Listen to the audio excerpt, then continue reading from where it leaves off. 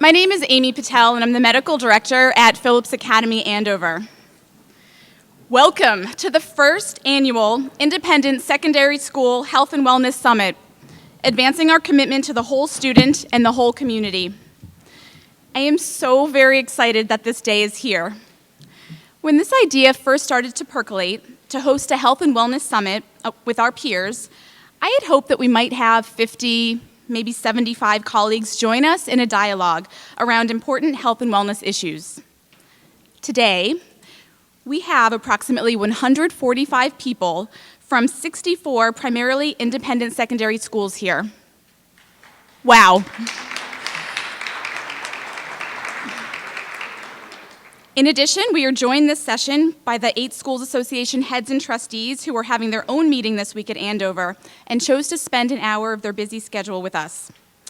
The fact that so many of you have come here today demonstrates the strong commitment we have in the independent secondary school world to improving health and wellness and discussing the issues we all face on a daily basis. And we are eager to collaborate around increasingly important and complex issues in support of our students and our communities. Most of us are in various stages of developing or iterating our own health and wellness programs. And while there is no one-size-fits-all approach, we hope and believe that today is an opportunity to learn from a wonderful group of speakers and facilitators, and most importantly, to learn from each other. We hope that this is just the beginning of ongoing coordination and collaboration as we consider the growing need to prioritize health and wellness in our schools and establish some guiding principles that will help us all in our work caring for students. We optimistically call this our first annual, as we are committed to an annual gathering to strengthen our interdisciplinary collaboration in support of student and community health and wellness in our schools. This summit could not have happened without the support and commitment to health and wellness from so many people. I will name a few at the risk of unintentionally leaving someone off. My apologies in advance, but please know there were dozens of individuals without whom this event today would not be possible. First, John Palfrey, our head of school. Thank you for demonstrating time and again your commitment to health and wellness. Nancy Jetton and Belinda Trobe in the head of school's office, thank you. You were instrumental in working through many of the logistics. McKenna Montenegro, your endless positive energy, organizational skills, and collaborative nature have been absolutely invaluable. Our planning committee, which was a joint endeavor between the Independent School Health Association and Andover, consists of Miguel Marshall, Raj Mundra, Carol Israel, Sandra Lopez Morales, and McKenna Montenegro. Thank you so much for joining me in this exciting yet bumpy ride as we develop this inaugural summit.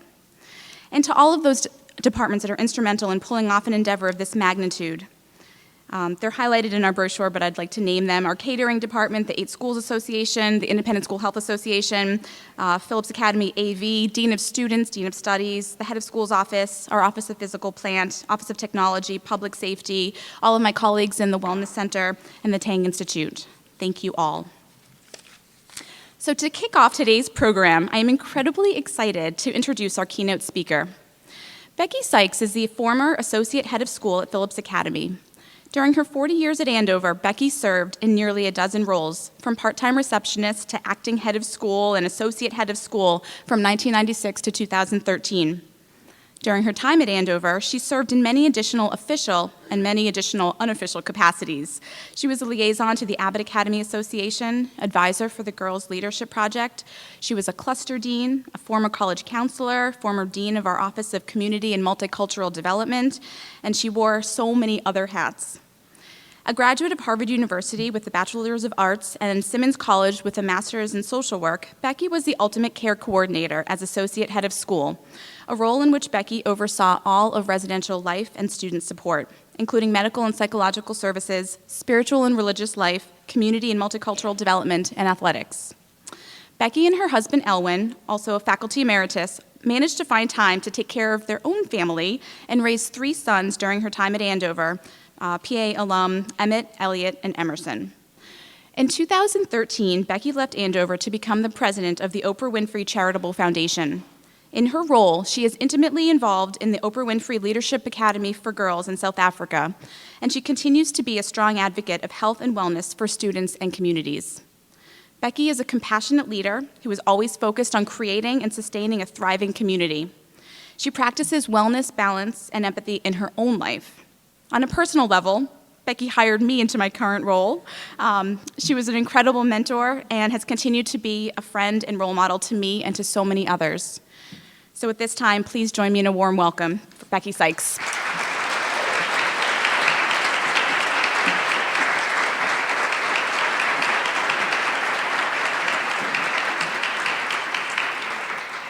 Good morning, everyone. It is so wonderful to be here. I think the first time I was in this space, it looked very different. This was the theater for Abbott Academy. Any Abbott alums here? No? Okay. I guess I'm the only person in the room who's old enough to have been, although I was not, a graduate of Abbott. I thought I'd actually start with thanks and then do a little detour for a moment. I also want to thank Amy and to all the members of the planning committee for having me back. Amy had asked me if I would speak at the beginning of the summit, and I thought, oh, okay, well, let me think about that, and I thought, okay, that's fine. Then I wrote to her a few weeks ago, and I said, Amy, you know, less is more. I'm going to do about 5 minutes. So I'm in South Africa. She writes me back, and she says, well, no, you don't really need to limit yourself because we've actually allotted 50 minutes for your talk. So then I contacted Paige Roberts in the archives, and I contacted some other colleagues who had been here with me. Oh, hi. and I got some more information, so now I'm going to try to keep this to 50 minutes. I also wanted to thank John Palfrey and Peter Curry. But to John especially, John Palfrey had said at some of the first meetings in his first year here that John was born just the year before my husband and I started here. And people thought that was incredibly rude of him. And I actually was really annoyed because John stole my line. I used to tell people that. You know, I had been here a year before he was born. But we have a really great relationship. John is somebody I respect quite a bit. And actually, one of the things I regret most about having left in 2013 is that I only overlapped with him for a year. So, John, it's really great to be back. And it's wonderful to see all of my friends here. I could go on and on and on with thanks and greetings and letting you know how full my heart is at having this opportunity today. But I also wanted to now step back after the thanks and just ask you if you'll sort of join me in a couple of little things. One, how many of you have cell phones with you? If you have your cell phones, could you just locate them, please? Now, because most of you are a lot younger than I am, you have no excuse if your phone goes off, now or later in the conference. I do know, respectfully, that we have a lot of people here in this room who have really, really important responsibilities, and you are expected to stay in touch with what's going on at your schools. But if you could please put them on silent, even I know how to do that. But ask your neighbor if you need help. All right. And then the second thing I'd like you to do as we sort of get ready for this is, if I could ask you all just to get comfortable in your chairs or where you're standing, and if you could just close your eyes for a moment. And I just want you to join me in a few deep cleansing breaths. Not going to do anything really creepy or weird, just want you to take a deep breath in, hold it, and then blow it out through your mouth. Take another deep breath in, hold it, and let it out. And one more for good measure. Hold it, and then release. And then before you open your eyes, if you could just let your shoulders relax. That's my hardest job for myself. And now if I could just ask you to open your eyes. And if we could just focus for a few minutes, I want you to join me in a little travel back in time. Hey, Sarah. It's a real privilege to be here and to kick off this Wellness Summit. And I'm not at all surprised that Andover put up their hands to be the first. and that they were really interested in inviting all of you here to share in some of the best practices, to share the discoveries and the lessons that they've learned, but also to learn from you. And I'm also here in my capacity, in my new capacity, wanting the opportunity to learn. So when I think about health and wellness, I think about a word that Amy used, and a word that I think I've heard in the new video that has just been released about the commitment to health and wellness at Andover, and that's balance. And an overall sense of well-being and the ability to deal with the everyday demands of life. And we care about health, especially in a school, because without it, and I think this is something Carol talks about in her comments in this new video, Carol Israel, is Carol here? Where's Carol? But Carol talks about the fact that we're not trying to replace the importance of academics in our schools, but we know that without the students being able to be well and to be healthy, they're not able to focus on the real business of being at school, and that is learning. And teachers and administrators similarly can't do that if we are not well. But everyone here also knows how hard that can be. It is not an easy task. You guys have some of the hardest jobs in all of education.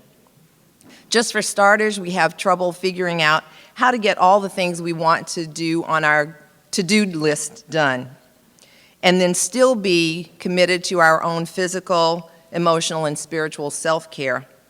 And in a place like Andover, with its frenetic pace, striking this balance seems to get harder every day. When my husband and I arrived in Andover in 1973, there were supports in place, but they were in different places, literally on campus, but they had also sprung up separately, and they existed in their separate silos, and the idea of coordinated care would have been a foreign concept.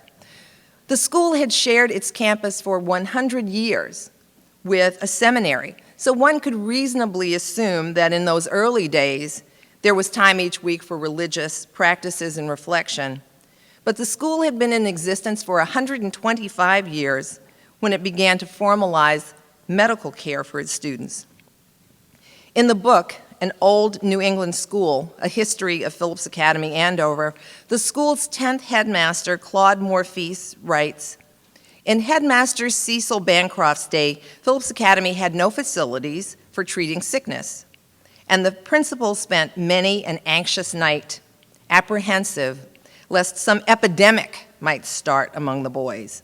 A student who happened to be ill was merely confined to his room, and if he contracted a contagious disease, he was quarantined where he lived.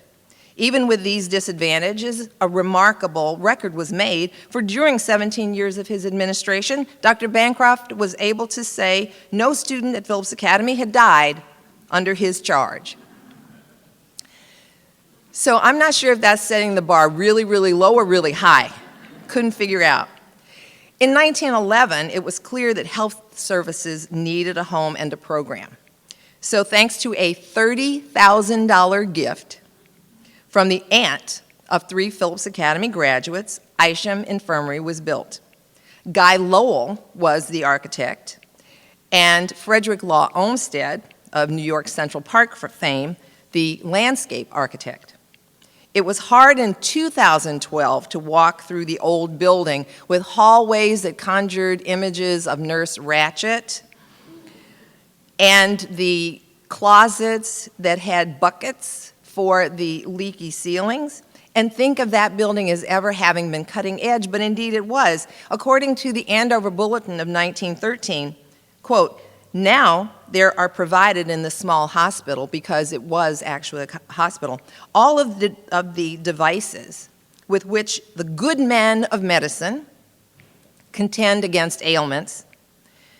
It is possible for the first time to carry out to its logical conclusion the policy of segregation, as the large ward and the many individual rooms offer ample accommodations for all contingencies. And in cases where surgical operations are necessary, the new arrangement will be a blessing indeed," end quote. 22 years later, Andover had already outgrown Isham, and the school secured a larger donation, this time $300,000 for improvement of equipment. This also included the building of a dormitory that Dr. Gardner knows well, Rockwell House. But at that time, they also used a part of that gift to extend and expand Isham. They added spaces for 60 more beds and more spaces for isolation, in that other quote referred to as segregation. Interestingly, the appointments in the renovated space were intended to be both functional and aesthetically pleasing. In contrast to my notion of the monastic life of boarding school boys at the time, the alumni magazine of October 1934 described the new section of Isham as including, quote, 2 beautiful solaria built at the end of the south wing, affording a most attractive and healthful environment for all convalescents. With ample accommodation for all, boys need never worry about the extra day in which to get back their strength. A further distinctive feature of the new wing is a home-like lounge with books, comfortable chairs, writing desks, and a radio where boys can get away from the gang to read, write letters, or talk to their parents and friends. Dr. Roswell Gallagher and his wife were credited at the time with 16 years of innovative leadership over Isham and its programs. During Dr. Gallagher's tenure, which was 1934 to 1950, he introduced what the Andover magazine described as the annual physical of students, reports to parents, the use of x-rays, research, and monographs on various medical, physiological, and psychological aspects of adolescence to determine factors of academic and social success and good health in school environments, tests for physical fitness under exercise conditions, Mr. Kudo, studies and methods of amelioration for language disabilities, techniques for curing and preventing various physical strains and injuries, studies in dental hygiene, tests for color vision, and studies of cures and preventives for various adolescent diseases.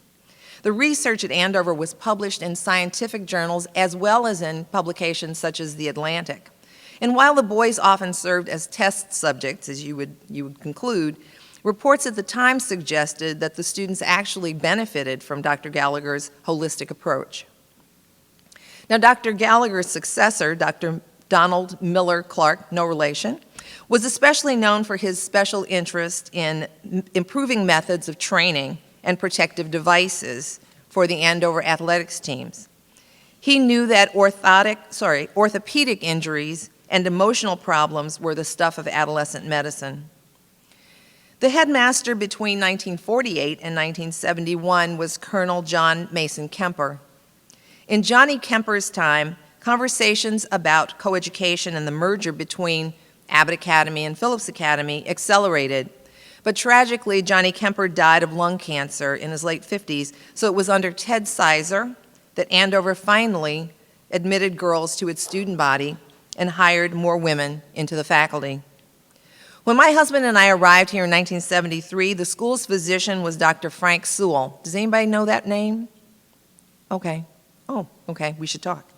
Dr. Sewell, in my memory, was a person whose demeanor was more consistent with what we think of as the sink or swim attitude of administrators and teachers in that time.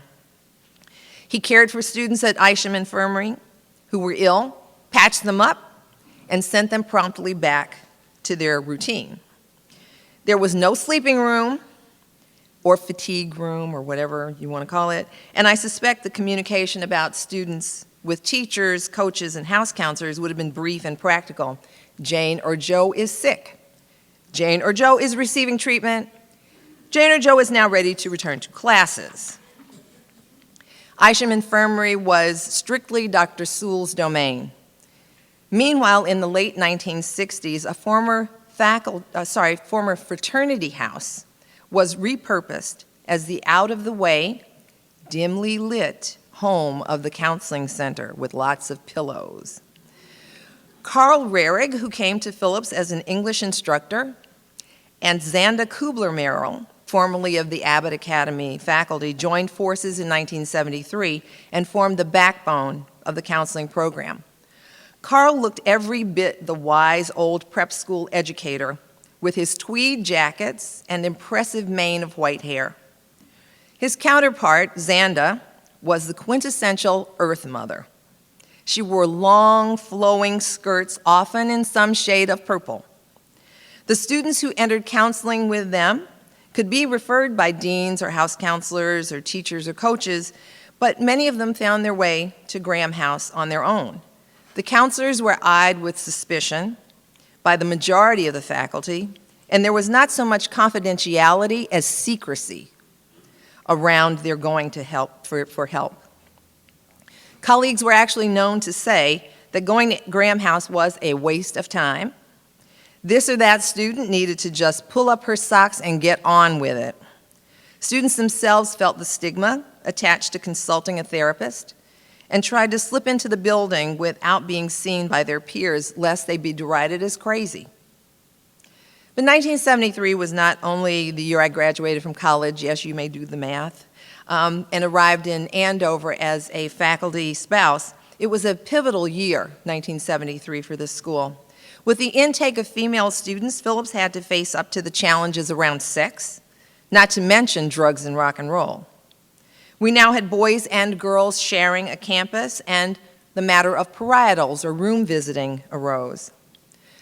To the dismay of myself and my husband, two relatively conservative young people from the South, Shreveport, Louisiana, and two young people who at the ripe ages of 21 and 23 remembered the hormones of adolescence all too well, room visiting rules here at Andover were shockingly liberal. Students of any age could visit with one another in their dormitory rooms for as much as 2 hours on a weeknight, with the door closed.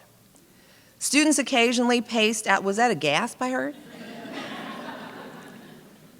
Students occasionally paced outside the house counselor's study door after a hurried dinner, waiting to ask permission for a room visit at 6 when parietals started.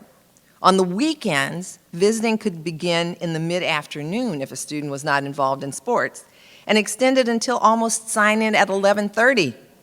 I know.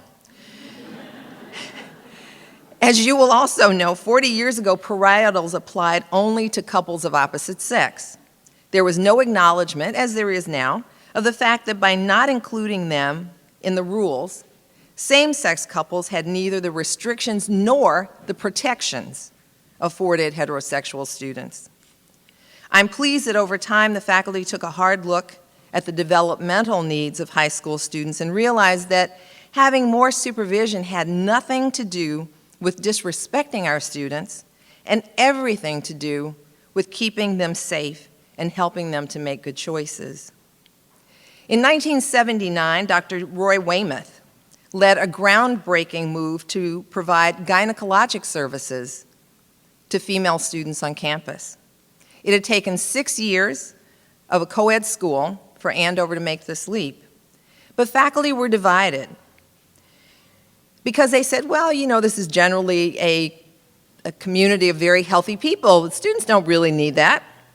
But I actually think that it was the objection to birth control that was much more at the root of some of the objections than the belief that girls didn't need help with cramps or heavy periods. One forward-thinking faculty member noted in the school's newspaper that while gynecology was a good addition, boys needed as much specialized care as girls during their teenage years. And as the mother of 3 sons, now 32, 37, and 42, amen to that. In excavating memories and old documents, I was reminded that my husband, Elwin, was a member of the Human Issues Education Committee of the late 1980s.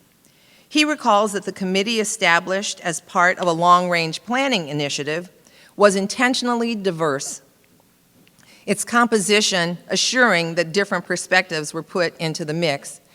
And not many of you know Elwin, but Elwin's not exactly the most touchy-feely guy, so he felt that maybe the only reason he was there was because of his other experiences as an African-American man.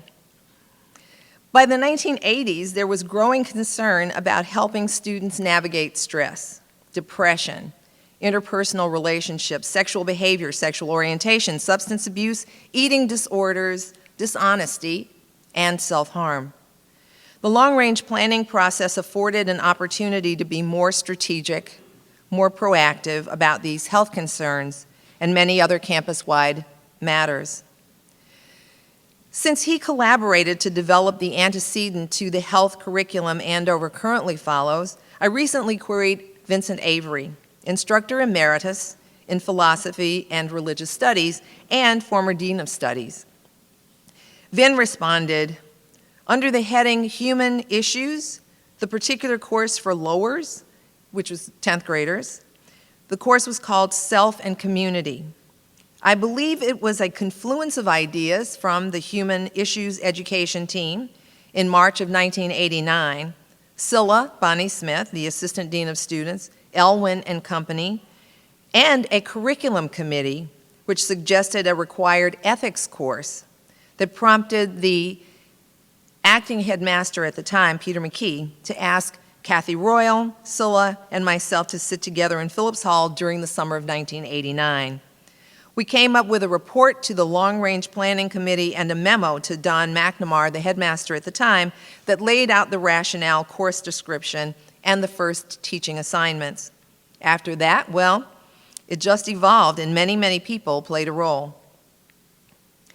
In the 1990s, a group of which I was a part was charged with revising Human Issues, which we relabeled Life Issues, and we tried to expand the program to serve students in all 4 grades. But our greatest obstacle was time. The students' schedules were already overpacked, so we decided to start small and only with a course for the sophomores or 10th graders.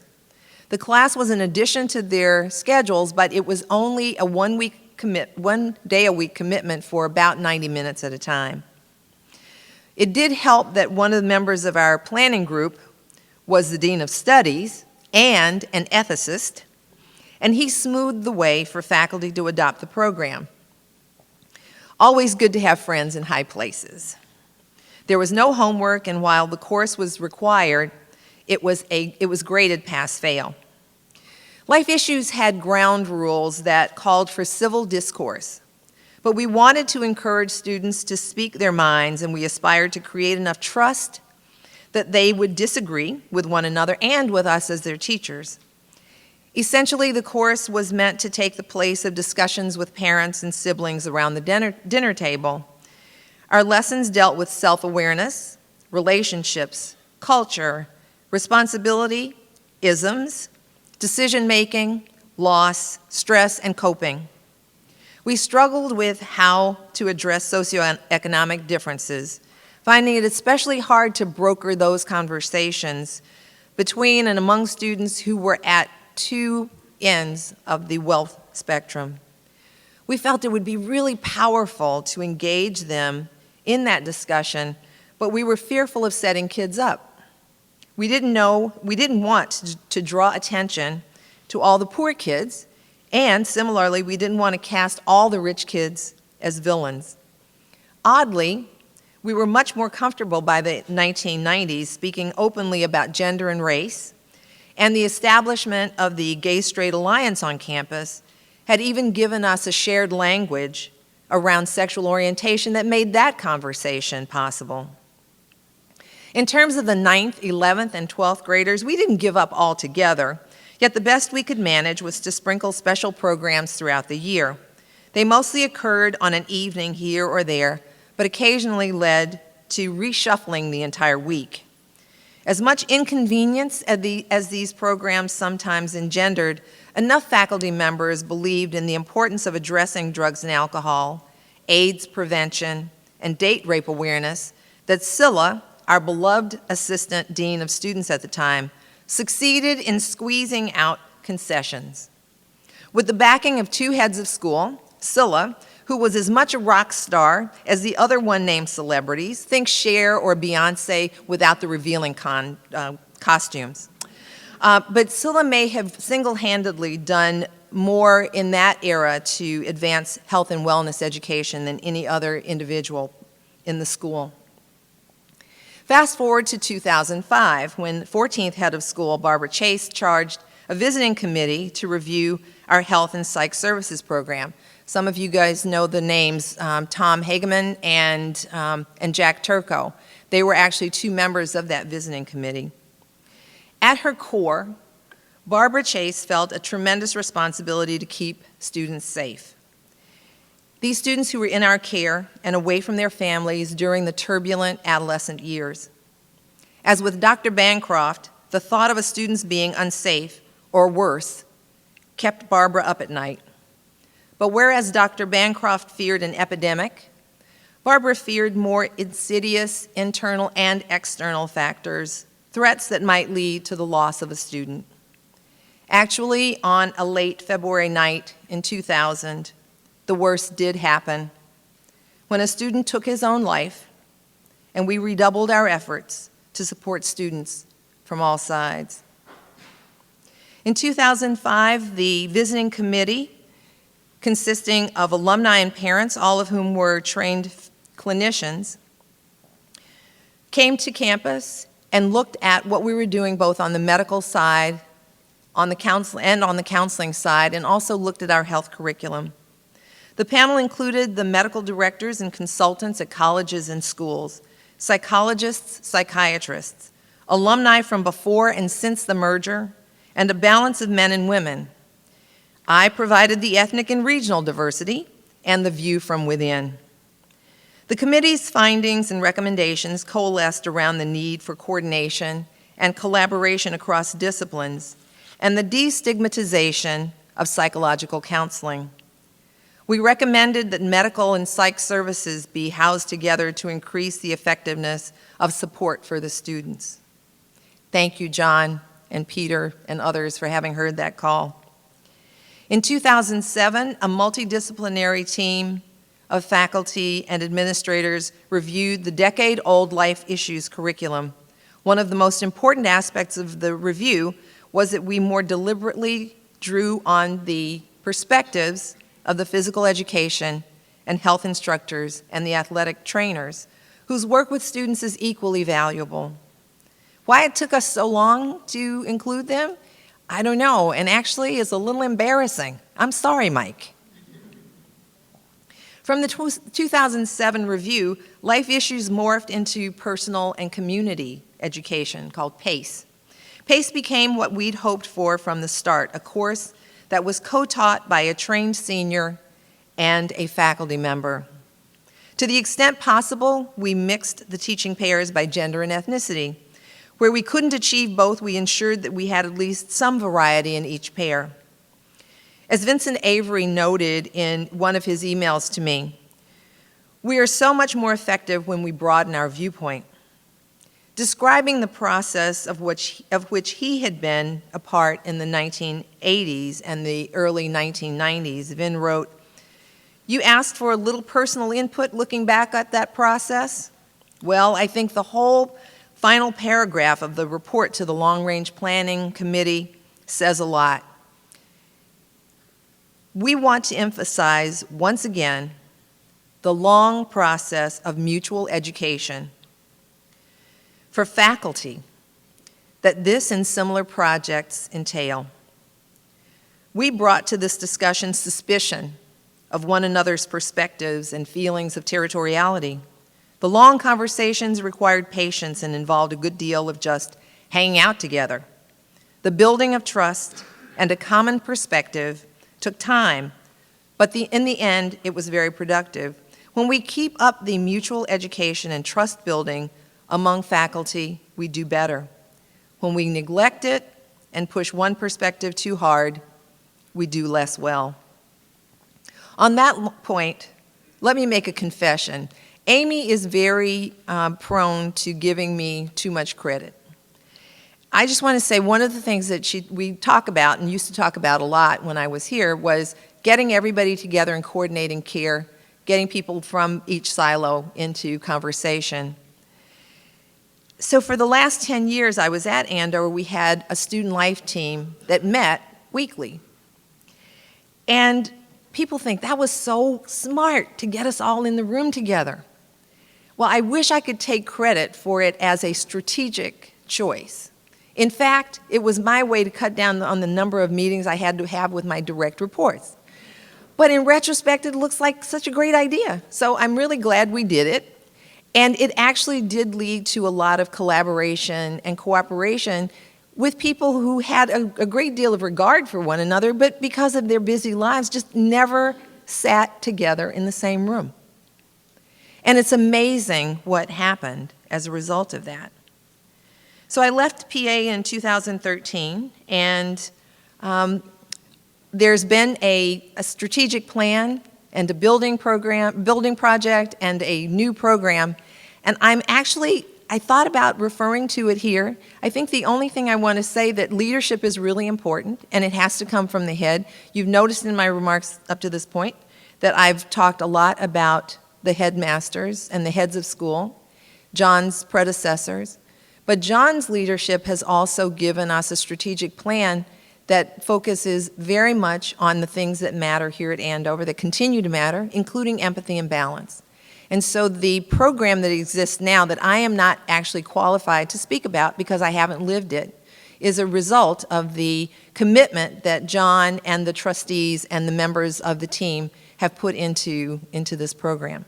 So I just want to acknowledge, and I'm hoping that there will be opportunities through the day for them to talk about the good work that they do, because I actually haven't been here to be a part of it.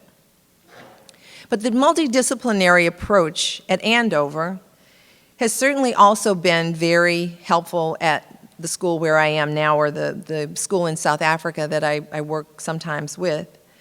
At OLAG, which is the Oprah Winfrey Leadership Academy for Girls, we strive to facilitate the mutual education among teaching and non-teaching staff for the purpose of understanding each other and serving the girls most effectively. Now, I don't want to go too far into other people's parts of the program, but I also know that people sometimes have questions about the school and what the program is. Would you guys like me to give you, would it be helpful if I gave you a little bit of context, told you a little bit about the school? Okay, all right. I'm going to do this really quickly. I wrote it so that I wouldn't ad-lib and go really long. So, in 2000, Oprah Winfrey was in South Africa. She was with Nelson Mandela, and she had the idea to build a school. A joint project between public and private entities often take a long time, and this one was no exception. Originally, the school was to be a government school, but when Ms. Winfrey was urged by South African leaders to maintain more involvement, it became an independent school. Oprah chose, she was very closely involved. She chose the thread count in the sheets. She decided where the classrooms would be, how the dormitories would be laid out. She even was involved in the admission of the first cohort of 7th and 8th graders. The school opened in 2007 with 150 girls from across South Africa and from the breadth of ethnic, cultural, and language groups in the country. The foundation, of which I am the president, supplies the funds, which are from Oprah, for the school. And the program supports also OLAG graduates in university, and I'm actually responsible for that portion of the program. At the Oprah Winfrey Leadership Academy for Girls, there are 300 girls now in grades 8 through 12. The girls come from desperately poor families, and for each girl to qualify, her family has to have a monthly income of no more than the equivalent of $6,800 a year. These families have, many of them, no high school graduates or college graduates, and boarding school is a foreign concept. Still, it's a boarding school, and the families have to be willing to make the sacrifice to have their daughters there. So before the girls have been at OLAG, they've come from some of the weakest schools in the nation. But to pass their senior year, these girls have to also pass very rigorous matric examinations. Seniors, final year students are called matriculants. They have to take their matric exams. If they score better than 80% in a subject, they earn a distinction. And that will make their applications more appealing to the universities, because over there, they're really all about the numbers. They don't care that you were the president of this or that. They don't care about the lovely letters somebody might write to recommend you. You get points, and those points get you into university. Students who score above can not only get distinctions, but they might also qualify for scholarships. So far, 99% of our students who've graduated have gone on to college. 20 graduates are currently in universities here in the United States. 6 of them will graduate next month. Woo! And 180 of them are in South African universities. We have about 14 universities that accept our girls in South Africa and 10 here in the United States. Students typically go home only at the end of a term. Their families are not able because they don't have the money, and it's also very far for them to travel sometimes. So the kids see their parents once every 3 months or so. They stay in touch by cell phone. It is amazing to me the business that can be transacted through an SMS. Actually, recently, the Minister of Finance was even summoned to come before the head police in the country by text message. I don't know. But it is possible to do a lot by text. The school has had its rough patches. Some of you know about those. But this is the 10th year since its founding and the 5th year that our students have been in university. Unlike the statistics across the country where only a portion of the grade 12s pass their national exams, 100% of them have actually gotten their diplomas. While OLAG has its unique characteristics, the students are still 21st century teenagers and have to deal with all the same issues that our students here in the United States confront and those of young people around the world. They're in a single-sex school, and they want help with developing healthy relationships, especially with boys and sometimes with other girls. They also have to withstand the lure of substances and social media and have to negotiate the conflicts that arise in families, and in their families, those are many. In order to give you a sense of why Oprah chose South Africa, because people ask me that all the time, why did she go there? And she's been criticized roundly for it. Let me just cite a few statistics. Unprotected sex in South Africa led to 182,000 female high school students in 2013 becoming pregnant. According to the International Business Times, the Human Sciences Research Council of the World Bank estimated that 18% of all students in South Africa either get pregnant or make someone pregnant each year. According to the American President's Emergency Program for AIDS Relief, PEPFAR, the prevalence rate of HIV among South African adults ranged 15 to 19 is 19%. Those rates are higher in parts of KwaZulu-Natal, where across the province the infection rate is around 30%, and even higher in certain communities. Rape Crisis of the Cape Town Trust reported that for 2014-2015, there were 53,617 reported sexual offenses in the country. That would be 147 per day. Those are the ones that are reported. Sadly, conviction rates are low, with the rate for the province in which the school in Johannesburg are located, Gauteng, come in at 4%. In Cape Town, the rate of conviction is only slightly higher. The Citizen newspaper reported that in 2010, South Africans consume the highest amount of alcohol in Africa per capita. The effects of those statistics and the high incidence of drug abuse are seen especially in the poorer areas such as the Cape Flats and Cape Town. In 2013, a study showed that Black South African girls and women in high school and college had eating disorder scores equal to that of their Caucasian counterparts. No one knows for sure what the national trends are because eating disorder rates are not widely and accurately reported. The school dropout rate at schools across South Africa is so high that in spite of the requirement that children between the ages of 7 and 15 must be in school, only half of those who entered school in 2000 completed high school 12 years later. And finally, there's poverty. The Daily Maverick reported on what is often called the triple threat of poverty, unemployment, which stands at around 24% nationally, and 80% in the community on the Eastern Cape where my husband and I were 2 weeks ago. And the third part of the triple threat is inequality. Boiled down, the rates go like this. 21.7% of South Africans live in extreme poverty, not being able to pay for basic nutritional requirements. 37% don't have enough money to purchase both adequate food items and non-food items like transportation to get to work. They have to sacrifice food in order to pay for transportation and airtime. 53.8% of people can afford enough food and non-food items, but fall under the widest definition of poverty in South Africa because their monthly income is less than $80. At the time of the World Bank's report, the rand was really strong. It's not so much anymore. So where 800 rand went farther, it's now a real struggle. There is good news in the country, however. The Constitution is one of the best in the world, and there are many good people working to uphold it. There are also natural resources and great intellect and creativity among South African citizens. So getting back to the school briefly, there's a wellness team of 3 full-time psychologists. There are 300 girls, 3 full-time psychologists, 3 full-time social workers, 3 full-time nurses, a consulting physician, and several physicians who come in or to whom our students are taken in the surrounding areas. The psychologists do clinical counseling and educational psych. The social workers maintain contact with the girls' families. And the nurses man or staff a sick bay that's open 24 hours a day, 7 days a week. Motivated by a desire for the students to develop resiliency and practice independence, something that's very hard to learn in the areas and in the communities where they are raised, Ms. Winfrey asked me to organize the first Wellness Week program of 2014. So I was able to steal a few ideas from Andover, John.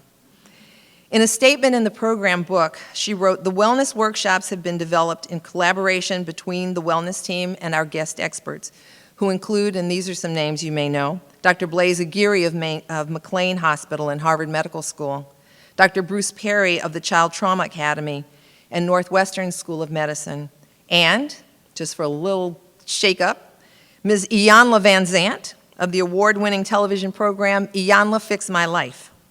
Now that was a trio, believe me.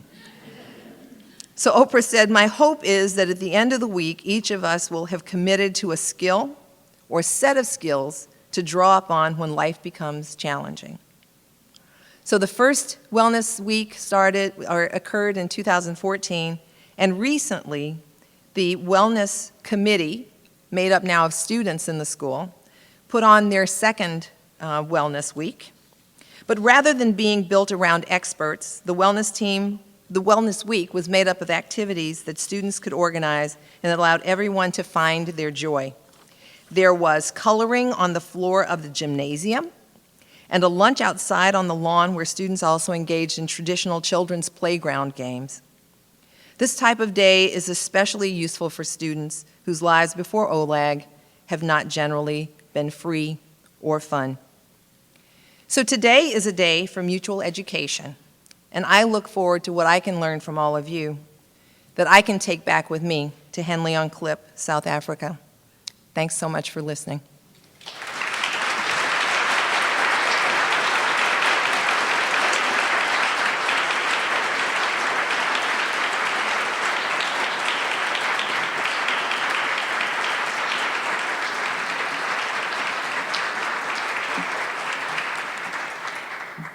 Thank you so much, Becky. We do have time for a couple of questions. If anybody has any, we'll come around with the mic. Yes. You were talking about adding life skills education in the 80s and later 90s, where it talks about HIV prevention, sexual assault, assorted other issues. And I was wondering what you think about when we think about health education, when we think about sex education. It often is in a negative context. We're often talking about how to avoid something rather than how are you going to become the sexually active adult you wish to be. And in that context, teaching about sex-positive education The thing you just described about the idea of life skills from the Wellness Week, what a brilliant, I mean, just a beautiful way of looking at that. But is there a way that we can change our own approach to this where we're not teaching fear? It's not about sex education maybe as much as I like the term intimacy education. But I don't know if Davis Smith is here. He's a big proponent of sex-positive education. What's the role of that in a boarding school environment? Oh my gosh, I think you got my resume confused with somebody else's. I can give you my perspective as somebody who lived through it. I am not an expert by any means. I think actually what you're onto is something that's very important, and that is to do it positively and proactively. I think the issue is that we often find we're trying to, we feel like we're playing catch up. And maybe out of a fear of missing some things that our kids should have known or that we wish we had done sooner, we kind of come at it with this intensity and anxiety. And I can't say that I always did it well, either as a mother or as a faculty member, but I think it's the proactive. Actually, this is another plug for Andover, I'm sorry. My heart is still blue. But there's a new video also about, maybe it's not that new, about, let's talk about sex, right, is the title of it. And it's with boys and girls talking about how, getting to an affirmative yes, and how everybody has to understand that this is something that they need to deal with, boys and girls alike. I also think it's really important for boys and girls to talk about it together. And I know that was also a thing that we struggled with a lot at the beginning of this, having safe spaces for girls and boys to talk about how they feel and how they act on those feelings separately from the other gender. But I think it's also important to provide positive, healthy spaces for kids to have those conversations with one another, because if you want an opportunity to practice, how are you going to deal with that with somebody who has different hormones than yours? The best way to do it is in a protected, positive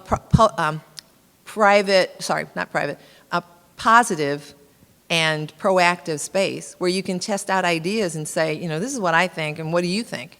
So, I'm not sure, that's not really, okay, all right. But that's my take on that. Yes. Other question? Yes. Can you just speak a little bit about the, I think you called it PACE, where a student leader and a faculty work together to provide Yes. the educational component? How does that work? So I can talk about what we did 3 years ago, and I think later you guys might want to address this, but and maybe you want to do it now. Do you want to talk about it now? So from the start, when Vincent and Scylla and a bunch of us were talking about this years ago, we thought, wouldn't it be great if we could have peer-to-peer education, as Dr. Israel says in the recent video, because that can be some of the most powerful education that happens. And honestly, again, it was the time. We couldn't figure out how to make it happen. And the person who was the coordinator for PACE was very persistent and dogged even in his efforts to make it actually work. And so we had students who got together as a group of teachers weekly to talk about how they were going to deal with teaching lesson by lesson, and then we as the co-teachers met with them once a week also in a planning session. And so there was training at the very beginning of the year, and then week to week they also had an opportunity not only to talk through a lesson and say, okay, we're going to talk this week about relationships, we're going to talk this week about racism, we're going to talk this week about class, because we actually did, towards the end of PACE, we actually did include that. And then we would have the students, as some colleagues earlier today were figuring out how they were going to do their presentation. The faculty and the students would get together beforehand and we'd say, okay, this is the part of the lesson that I'm comfortable presenting. How about if you take that one? And then we went back and forth. So it was choreographed. And then we also tried to do debriefs as well to say, okay, what worked well, what didn't work so well. And actually, there were times when the student leaders were so good that the other kids would come to them outside of class and say, you seem to have a perspective on this, and they don't always want to talk to us. So this also gave them another more available counselor with a small c to go to. Yeah. Yes. Hi, good morning. My name is Rebecca Sykes, and I teach mindfulness to students at the Woodhill Middle School here in Andover, 11-year-olds to 14-year-olds, and with great success. Just wondering if this is something that you have done, especially in that school in Africa, and are you a proponent of it? Yes, and actually I couldn't figure out how to fit that into the amount of time. Yes, we do mindfulness, and in fact, Blaze focused mostly on mindfulness when he was with us 2 years ago. It's a big goal of ours to do it more, and I'm trying actually to practice it myself, and it's not easy. One, because we're busy, and two, because sometimes when we stop long enough, we think about things we don't want to think about, and especially for our girls in South Africa, those thoughts are thoughts that they're trying to keep from invading their daily lives anyway. And so what we're trying to teach them through the groups that they do and through the individual counseling they do is how to see themselves in those situations, but understand that they can be different going forward, and that they can understand what happened, not take responsibility for abuse that happened to them, understand that it happened, and then figure out what they want to do and have some self-determination going forward. There's so much to say about that. I'd love to talk with you during a break. I know we need to end the questions. Thank you so much for your attention.